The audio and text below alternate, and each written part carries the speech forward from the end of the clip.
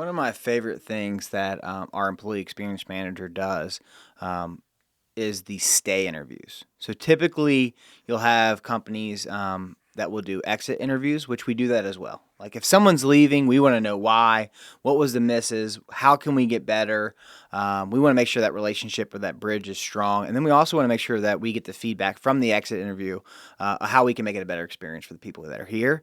But why don't you tell us a little bit about the stay interviews and Yep. like what is that? What's a stay interview? Stay interviews are so cool. It's simple. We interview everybody that leaves. Obviously, you get an interview when you come to before you work for the company, but we were finding that we weren't ever talking to our high performers that we love, that we hope are here forever.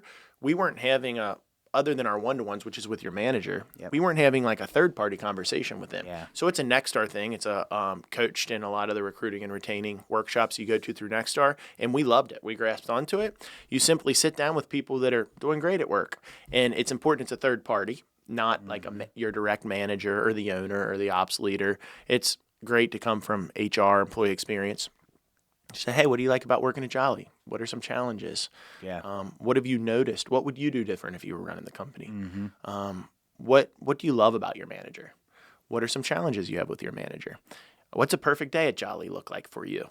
And then what happens, the communication channel there it's way different than a one-to-one. Things just open up, and it's all the greatest things they've ever heard. Like people, if you ask them, what would you change at Jolly if you owned it, if you ran it, they have 100 things they'd change. It's really great feedback. We've learned so much from it. And then Molly, our employee experience manager, captures all that and sends it off to me, She you, does a great job with it. and- Super in detail. and the manager. And then it's just great insight into how to coach that person further.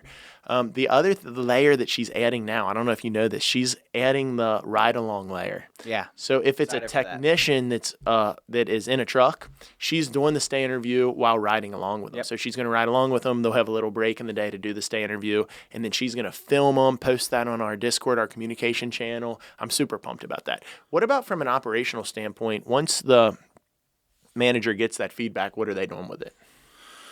Yeah, so before I dive into the manager feedback, one thing that I will say is this is such a better bridge than trying to load an employee at an annual review. And I think oftentimes we try to get that feedback loop in an annual review, and it's too performance-based to really get that and that third-party feedback. But to answer your question of what we're doing with it, one, it's very transparent, so I actually get to see it. The manager gets to see it. And oftentimes, there is some discretion there. Like if something's said in private, it depends on what it is. But we're usually fully transparent. We come in with technicians and address the problem and what can we do to make this better. There's been so many conversations that have come from stay interviews that's really changed how we approach like bigger problems. So I think of pay plans. Those have come from stay interviews. I think of like how we handle on-call, how we handle types of equipment, what we're going to do, what can make their job easier or better. Because oftentimes that might not come up in an annual review or one-to-one. Like if we're talking about those bigger topic things. So there's a lot of things that come from them. What I will say is what I like about it is you're attacking the person that isn't the squeaky wheel in a positive way.